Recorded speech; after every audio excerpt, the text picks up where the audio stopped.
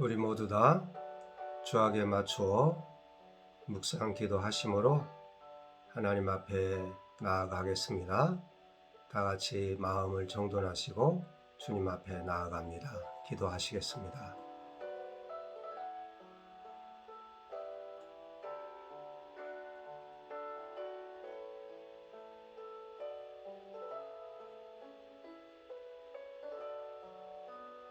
만물을 주관하시고 이 땅 가운데 구원의 역사를 이루어가기 위해서 예수 그리스도를 보내주시고 오늘 주신 본문의 말씀을 이루어가기까지 하나님의 역사를 쉬지 않으셨던 사랑하는 주 여호와 하나님 아버지, 이 시간 주님 앞에 예배드리며 나아가오니 저희의 예배를 받아 주시옵소서. 예수님의 이름으로 기도드리옵나이다. 아멘. 지난번에서 우리가 이제 예수님의 제자들, 특별히 유다는 예수님을 은 30에 팔아버리고 베드로는 닭 울기 전에 3번 울기 전에 예수님을 부인하고 3번씩이나 부인하고 또 나머지 제자들도 다 예수님을 버리고 도망하고 대제사장들과 서기관과 바리새인들은 예수님을 붙잡아서 어떻게 하면 이 예수 그리스도를 죽일 것인가를 의논하고 오늘 마태복음 27장 1절에 보면 새벽에 모든 대제사장과 백성의 장로들이 예수를 죽이려고 함께 의논하고 새벽 일찍이 모여서 이 사람들이 다 예수를 죽이려고 의논하고 빌라도에게 결박하고 하여 끌고 가서 총독 빌라도에게 넘겨주니라. 그렇게 27장은 시작합니다. 오늘 본문 27장 전체 1절로 66절을 살펴보려고 하는데요. 오늘 나오는 27장의 인물들을 크게 두 종류로 나누어서 한번 살펴보려고 합니다. 하나는 예수님을 죽이는 데 협력했던 그런 인물들이고요. 또 다른 하나는 예수님의 죽음을 예통해하며 자리를 지키며 부활을 준비한 그런 자들의 모습을 살펴보려고 합니다. 여기에 보면 유다라는 인물이 나옵니다. 3절부터 5절 사이에 보면 그때 예수를 판 유다가 그의 정죄됨을 보고 스스로 뉘우쳐 그 은 30을 대제사장들과 장로들에게 도로 갖다 주며, 그 다음에 5절 유다가 은을 성소에 던져놓고 물러가서 스스로 목매어 죽은지라. 예수님을 죽이는 데 앞장섰던 그 12 제자들 중에 들었던 얼마나 영광스러운 자리입니까? 그런데 유다는 예수님을 배신하고 노예값인 은 30냥에 예수님을 팔아버렸던 이자의 결과는 자살로 끝났던 것들을 우리에게 보여주고 있습니다. 또 대제사장과 서기관과 장로들, 이 사람들이 예수님을 죽이려고 앞장섰던 그런 인물들입니다. 이 사람들은 어떤 사람들이었습니까? 왜 예수 그리스도를 죽이는 데 앞장섰습니까? 자신들의 영향력을 지키기 위해서, 자신들의 이익을 위해서 예수님을 죽이는데 이 지도자들은 앞장서게 되었던 것들을 성경에서는 우리에게 보여주고 있습니다. 이 당시에 유대 지도자들로서 그리고 최고의 대제사장에 또는 산헤드린 공회에 들었던 그 사람들이 어떻게 이렇게 예수 그리스도를 죽일 수 있었을까? 참 안타까운 일입니다. 오늘날에도 이런 동일한 일들이 종교 지도자들에게서 벌어지는 현상을 우리는 보고 있을 때에 이 대제사장과 서기관과 장로들, 산헤드린 공회의원들, 이 당시에 로마의 지배하에 있었지만 이들이 유대 민족들, 유대인들, 이스라엘 백성들을 다스리는데 굉장한 자유를 가지고 다스렸던 것들을, 로마 정부가 이들을 인정해 줬던 것들을 봅니다. 그런데 그 알량한 영향력을 지키기 위해서 자기들을 구원하려 온 예수 그리스도를 죽이는 데 앞장섰다라고 하는 것은 참으로 아이러니한 일이 아닐 수가 없습니다. 이 사람들과 그 다음에 또 24절 25절에 보면 백성의 무리들이 나옵니다. 백성들, 대다수의 사람들. 그 사람들이 뭐라고 이야기하냐면 빌라도가 내가 이 사람의 피해에 내가 책임이 없다. 그렇게 이야기할 때 24절 25절에 뭐라고 이야기하냐면 빌라도가 아무 상관도 없이 도리어 밀란이 나려는 것을 보고 물을 가져다가 무리 앞에서 손을 씻으며 이르되 이 사람의 피에 대하여 나는 무죄하니 너희가 당하라. 백성이 다 대합하여 이르되 그 피를 우리와 우리 자손에게 돌릴지어다 하거늘. 이 대제사장과 이 리더들과 이 백성들이 그 피를 우리와 우리 자손에게 돌릴지어다. 그렇게 이야기했습니다. 결국 이 유대인들은 어떻게 되었습니까? 후에 우리가 역사를 볼 때 이 유대 민족들은 어마어마한 어려움들을 겪고 수많은 사람들이 죽게 되는 역사를 우리가 보게 됩니다. 이 핏값을 이 이스라엘 백성 전체가 졌던 것들을 우리는 현실 역사 속에서 보고 있지 않습니까? 예수 그리스도를 죽인 자들에 대한 이 어마어마한 이 책벌, 이들이 말했던 그 핏값을 우리가 받겠다라고 했던 그 핏값을 유대인들은 역사의 현장에서 받았던 것들을 우리는 보고 있습니다. 또 어떤 사람들이 있냐면 군병들이 나옵니다. 이 군병들. 27절로 31절에 보면 이에 총독의 군병들이 예수를 데리고 관정 안으로 들어가서 온 군대를 그에게 모으고 그의 옷을 벗기고 홍포를 입히며 가시관을 엮어 그 머리에 씌우고 갈대를 그 오른손에 들리고 그 앞에서 무릎을 꿇고 희롱하여 이르되 유대인의 왕이여 평안할지어다 하며 그에게 침 뱉고 갈대를 빼앗아 그 머리를 치더라.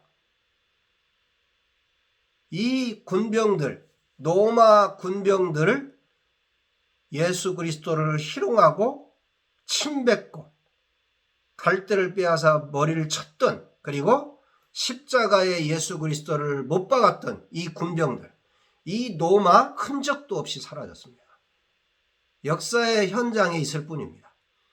그 모든 악행을 저질렀던 로마, 오늘날 어떻습니까? 흔적도 없이 사라져버린 그 나라의 모습을 우리가 보고 있습니다. 저는 예수 그리스도를 죽인 자들, 그 중심에 섰던 한 인물 빌라도를 조금 더 조명해 보고 싶습니다. 빌라도는 어떤 사람이냐면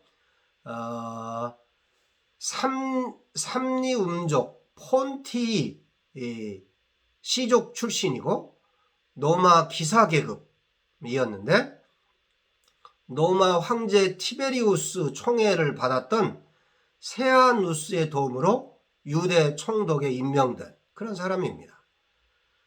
이 빌라도는 세아누스의 보호만을 믿고 유대인들의 종교적 감정을 모독하고 적개심을 샀던 인물입니다. 예루살렘 전역에 또 특별히 성전에 황제의 초상을 걸어놓고 경배드리게 했던 그런 인물로서 이교의 상징이 새겨진 주화를 찍어냈고 유대인들을 협박하는 그런 일들을 하게 되었습니다. 그래서 유대인들과 굉장히 적대적인 감정을 가졌던 그런 인물입니다. 그래서 유대인들이 이 빌라도를 협박하고 밀란이 나려고 했던 것들은 이런 배경들이 전체적으로 있게 됩니다. 그래서 예수에게 합법적으로 사형 선고를 내리게 이 빌라도를 압박했던 그런 것들인데요. 이 유대 종교 지도자들이 예수를 바로 죽일 수도 있었는데 왜 이 빌라도에게 죽여달라고 요청하냐면 이 유대인의 리더들은 사형의 결정권이 없었습니다. 이 당시에 로마의 이 법적으로 모든 사형은 로마의 허가를 얻어서 집행할 수가 있었기 때문에 이 당시에 이 유대를 다스렸던 이 빌라도가 사형을 언도할 수 있는 권한이 있었던 거죠. 그래서 이 빌라도에게 이 대제사장들과 유대 리더들이 예수님을 사형 언도를 내려달라 그렇게 데리고 왔던 그런 것들입니다. 이런 상황에서 이 빌라도가 이 예수 그리스도를 유대인들 또 특별히 지도자들에게 넘겨주었던 그런 일들을 하게 되어서 우리가 사도행전 사도신경을 외울 때마다 빌라도에게 고난을 받으사 이런 이야기들을 하면서 빌라도가 실질적으로 자기가 예수 그리스도를 죽이는 이 결정권을 가지고 있었던 것들을 사실은 성경에 보면 빌라도는 죽이고 싶지 않은 거예요. 특히 아내가 꿈에 이 상황을 꿈을 꾸면서 절대 이 사람을 죽이면 안 되니까 죽이지 말라 그렇게 특별히 결정하는 자리에 이야기를 합니다. 사람을 시켜서. 그래서 죽이지 않으려고 빌라도는 굉장히 노력을 했고 그 당시에 잡혀 있었던 바라바를 놓아줄 거냐 예수를 놓아줄 거냐 이렇게 하면서 예수님을 놓아주려고 노력을 했던 그런 사람입니다. 그런데 최고의 결정권에 있었던 빌라도가 자기의 책임을 다하지 못하고 예수 그리스도를 그들에게 넘겨주는 일들을 하게 되므로 빌라도는 예수를 죽이는 데 결정적인 역할을 했다. 그렇게 많은 기독교 사람들이 보고 있기 때문에 지금도 사도신경에 그렇게 등장하는 이런 것들을 볼 수가 있죠. 참 안타까운 일입니다. 굉장히 안타까운 일이죠. 빌라도는 그럼 어떤 이 사람이 최후를 맞이했는가? 여러 전설에 의하면 빌라도는 자살을 했다. 그렇게 나옵니다. 빌라도. 그러니까 이 그의 최후가 참 안타깝게 벌어진 것들을 우리가 보고 있는 거죠. 여러 방면으로 볼 때 예수 그리스도의 죽음에 결정적인 역할을 했던 모든 사람들의 그 말로가 자살 아니면 그 국가 자체가 없어지거나 그 민족 자체가 어마어마한 벌을 받고 수많은 사람들이 죽었던 그런 역사들을 우리가 보고 있습니다. 이것이 예수 그리스도의 죽음에 관여했던 그들의 모습인 것을 우리가 살펴볼 수가 있습니다. 그러면 예수님의 죽음에 동참하며 부활을 예비한 사람들의 모습이 거기 나오는데 빌라도의 아내가 나옵니다. 저 어린 사람에게 아무 상관도 하지 마라. 오늘 꿈에 얘를 많이 태웠다. 그렇게 이야기하고 있습니다. 이 사람은 나중에 동방교회의 의인으로 이렇게 성인으로 인정되는 그런 반열에 오르는 그런 모습을 볼 수가 있습니다. 아리마대 요셉, 예수의 시신을 세마포로 싸서 바위에 자기의 무덤이죠. 자기들이 쓰려고 하는 판 새 무덤에 예수 그리스도를 장사한 부자다. 아리마대 요셉은 그렇게 이야기하고 있습니다. 또 막달라 마리아와 야고보와 요한의 어머니 마리아, 세베대 아들들의 어머니, 그리고 많은 여인들, 이런 사람들이 예수의 장례를 지켰던 인물들이다. 그렇게 55절, 56절, 61절 사이에 이야기를 하고 있습니다.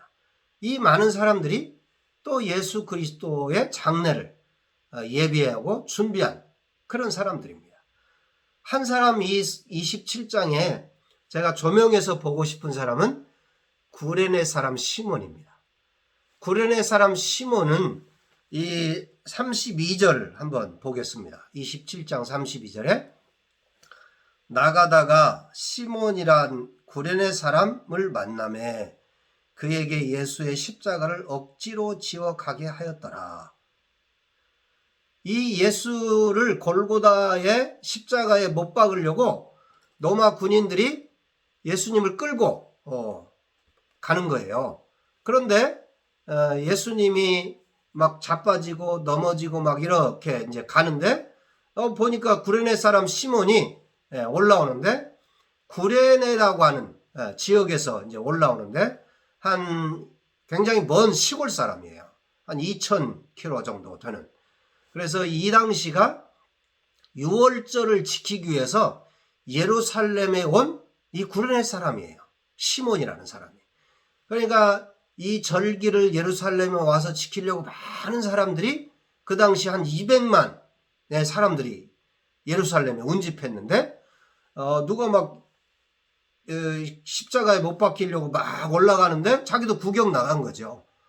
구경 나갔는데 로마 군병에게 붙잡혀가지고 신성모독이라는 오명을 받아 십자가를 질고 골고다 언덕을 오르던 예수님의 십자가를 억지로 넘겨받아서 골고다 언덕 꼭대기까지 죽음의 길을 가는 주님과 동행하는 이런 사람입니다.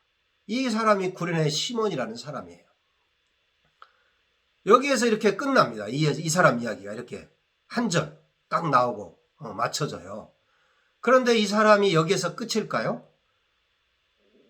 많은 세월이 흐른 후에 사도 바울의 이 편지 속에 구레네 사람 시몬의 가족들이 등장합니다. 로마서 16장 13절을 여러분이 한번 찾아보시면 이렇게 말하고 있습니다. 주 안에서 택하심을 입은 누포와 그의 어머니에게 문안하라. 그의 어머니는 곧 내 어머니니라. 이렇게 이야기하고 있습니다. 이 사람들이 누구냐면 구레네 사람인 시몬의 아내와 그의 아들 누포입니다.